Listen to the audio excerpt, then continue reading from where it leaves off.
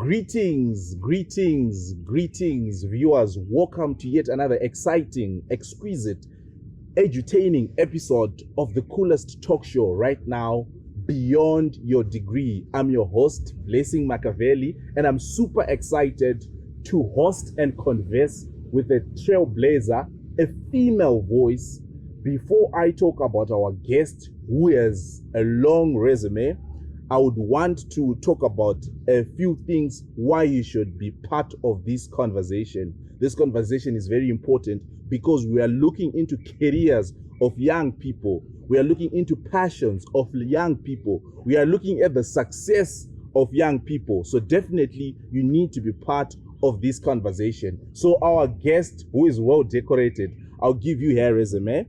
So she is a debut author with a master's degree in business management from the Durban University of Technology, complemented by 2 bachelor's degrees, one in fashion and another in information technology. She's a dedicated researcher. She has published 2 academic articles in international journals and was a featured speaker at the 2024 Women's Tech Conference in Harare. She's an entrepreneur. She founded Chiedza, a clothing line that reflects her creative vision.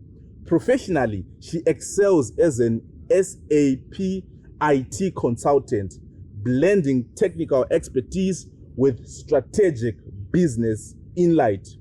In the vineyard, she has held positions that include deaconess, personal ministry secretary, interest coordinator, usher, Sabbath school superintendent, and prayer coordinator. She believes in serving God. Can I get an amen, guys? So, ladies and gentlemen, allow me to introduce our guest, who is none other than Chiedza Nhuvira. Welcome to the show, my sister. Thank you so much. I'm super excited to have you, and you look stunning. Thank you so much. Okay. Thank you so much. It's a pleasure to be here, and I want to say to our viewers, I'm excited and honored to be here because education, it is the tool that we use to change the world, like what Nelson Mandela has said. But also education is different because sometimes education is what remains after what we have learned in school, and the practicality of it and how we can apply it in our own lives. So thank you for welcoming me to come to this show. Definitely. So we'll start our conversation with having a conversation about this book. So that's her debut book, which was published when? In June 2025. June 2025. Yes. So it's titled Prayer, the Crowning Jewel of Christian Salvation, written by Chiedza Nhuvira. Why did you come up with such a title? Why did you decide to write a book? What was the motivation, and how long did it take for you to complete and publish this piece of work? Okay, thank you, Blessing. I took 4 years to write that book. I started it during COVID. Wow. Prayer, the crowning jewel of Christian salvation.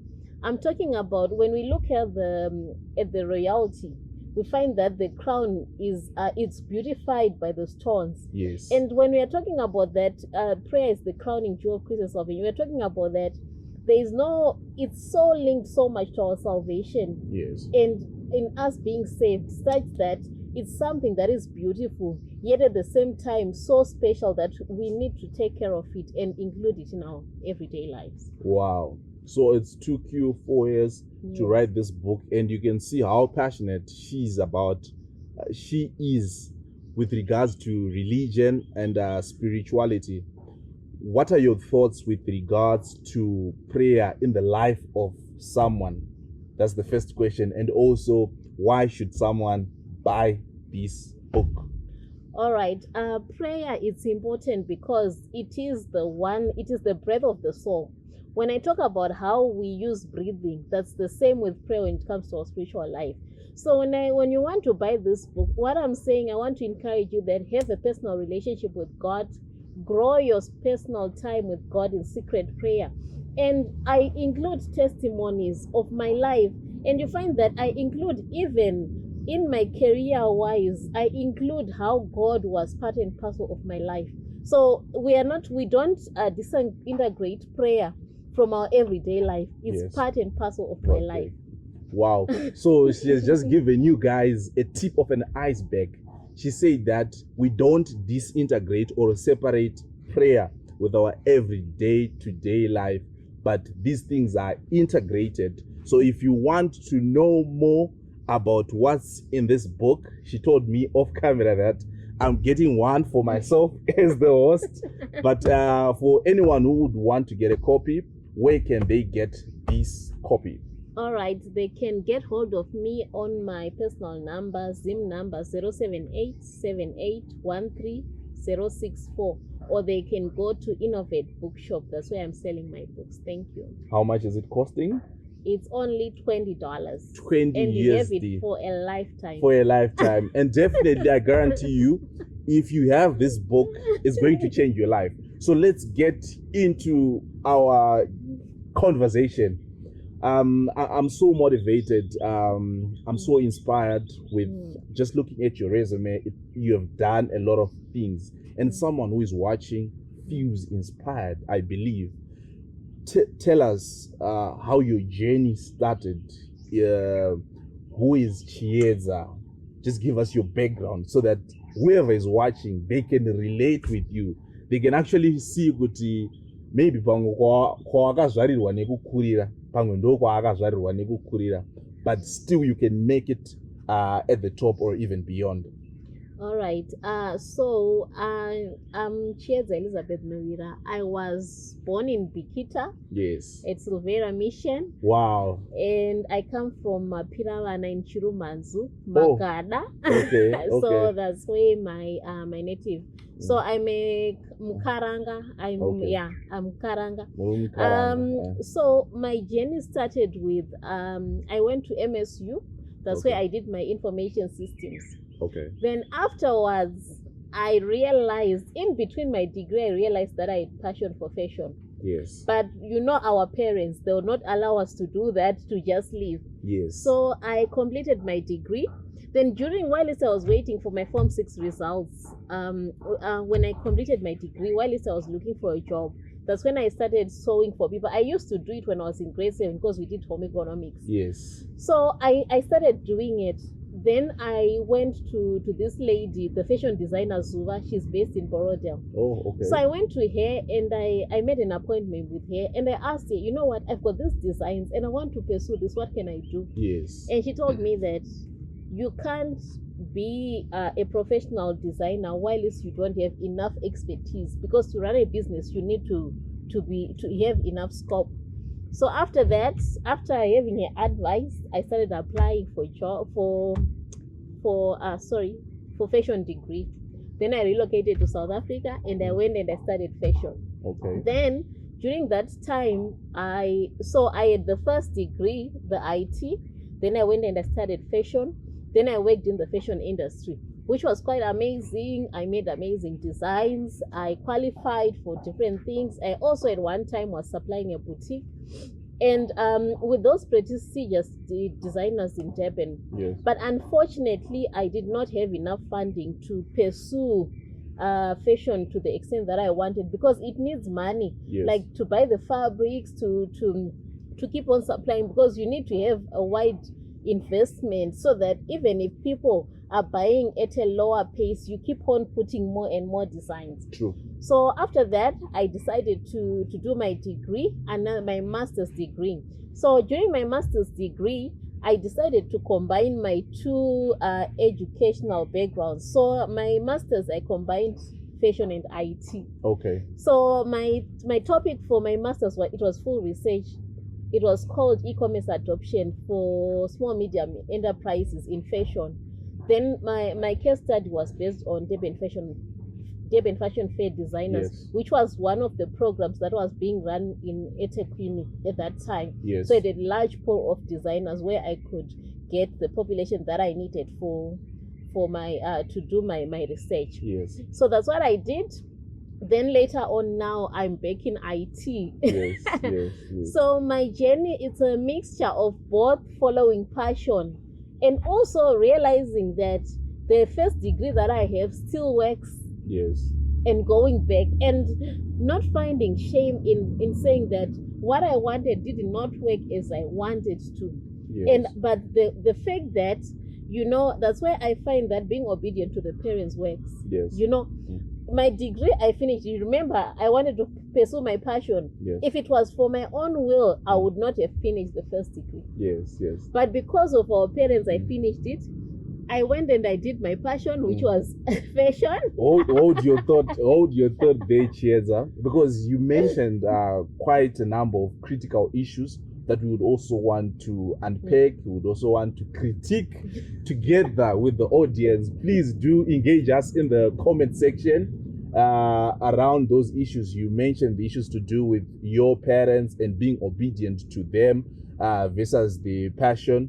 So as I'm going to be critiquing all the information that you've given us, our dear viewers, please stay tuned. Don't move an inch as we are about to critique Chiedza Elizabeth Nhuvira. Stay put.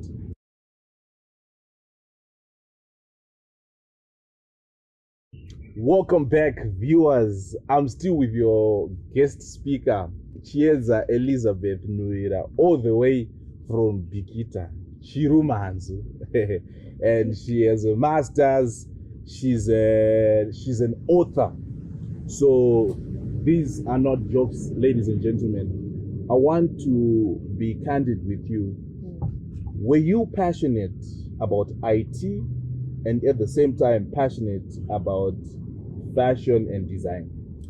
No, and then I was passionate about fashion. Okay. Because I started sewing when I was young. Okay. Grade 6, I was one of the best when we were doing home economics. Yes. Grade 7, remember. I qualified for agriculture. Sure, I was number 2.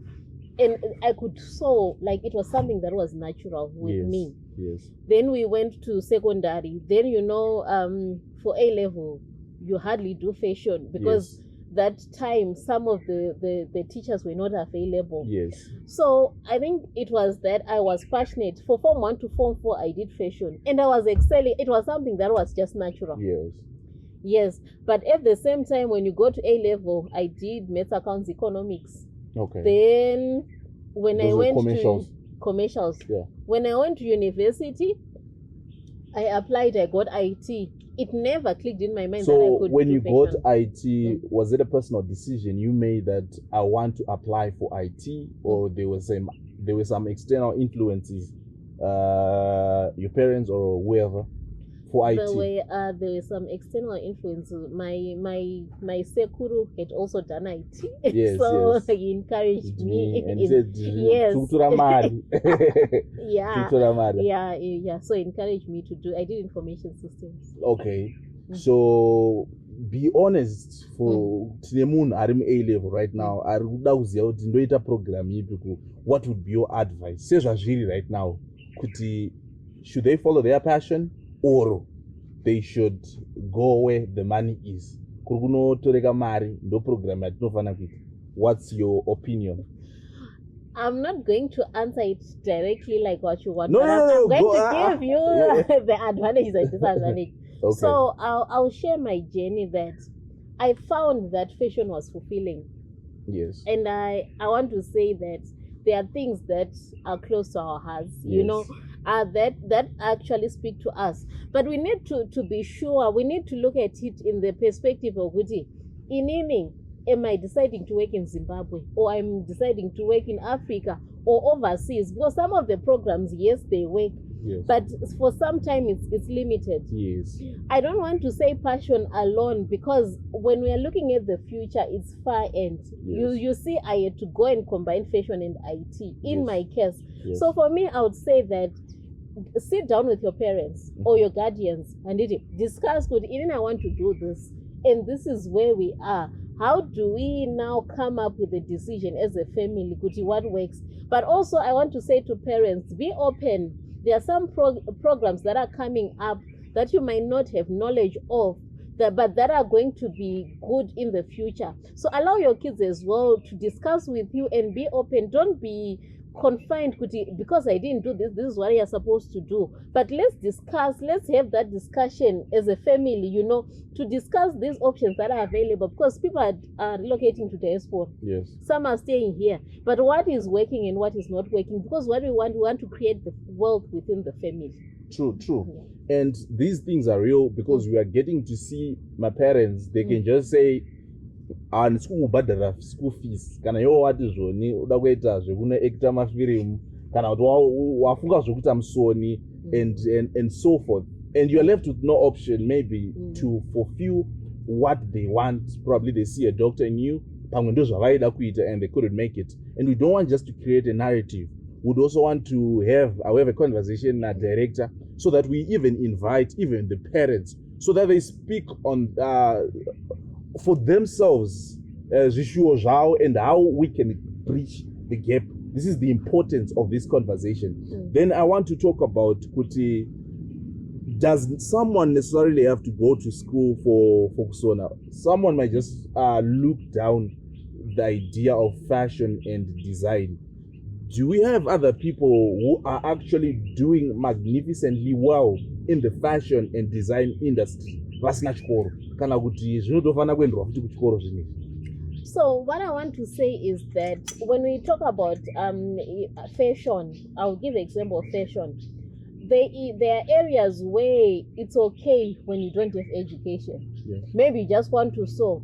But we find that some people have had formal education. But for you to grow to a certain level, you have to learn. Yes. And yes. So maybe someone is constricted, they don't have the funds, but you might go and do an apprenticeship and grow in that, because we've got buyers, we've got fashion designers, we've got merchandisers. There's a whole range of people. You find in area we used to supply big shops like Mr. Price. Yes. And we jet. Yes. So wow. We would make things in bulk, 20,000, 30,000, you know, big quantities. Yes. And we used to have people differently, where one will be making patterns, the other one will be printing to check quality before it goes for production. Yes. We had people who were just sewing.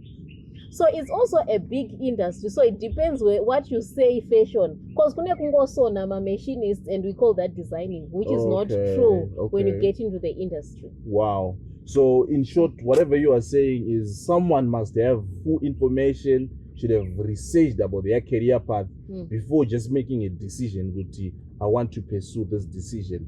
Then the other question that I have for you, Elizabeth, would be, do you regret having to do IT initially, then you switched to fashion, then you are back in IT again? Let's talk about that transition. Is fashion not making enough money as IT is, or which is which? I've got two sides to that. Okay. I'm grateful for the time that I learned fashion, and it was in South Africa. Unfortunately, I did not have enough funding, though I was very good to go, because I wanted to go larger scale. My target was to build a big organization. Yes. But it did not happen. But I still have the knowledge. Right now, maybe in 5 years' time I can open my own shop, God willing. Yes. But what I've seen is that there are things that we go through in life, and our paths are different. But what I'm saying is that if something doesn't work, even if it's passion, don't be ashamed to come back and say, this did not work, let me try out something else. True. Because sometimes we might have made loud noises about where we are going, and it doesn't work. And now the family is saying, you did this and it did not work. And also we say that as family, let's support each other. If a child fails and it doesn't work, let's open them up to say, you know what, there's still time to do another thing. There's another chance. Because we find that most of the suicides that happens or depression that happen is because the family can't accept that this person, they also had a passion and they did not follow our advice. True. But that is life. Yeah, that is life. No, such words of wisdom coming from Chiedza there. She's mentioning about how when you want to pursue something and things don't work, and you are shy to accept kuti zvinhu izvi zvaramba and ndichazonzi kudii and so forth. So join us in the third and final segment where we talk about the money side ya Chiedza, how her business ideas, tichinzwa my opinions nema thoughts ake with regards to beyond your degree. Stay tuned, please don't go away.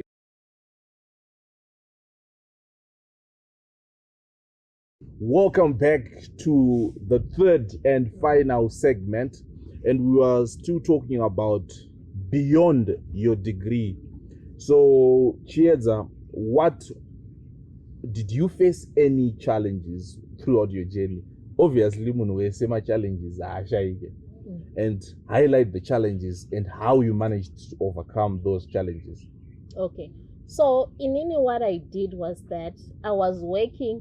I grew in the fashion industry. I was a junior pattern maker where I was making patterns, and we're making the patterns. We started manually, then we're making them on the computer. Wow.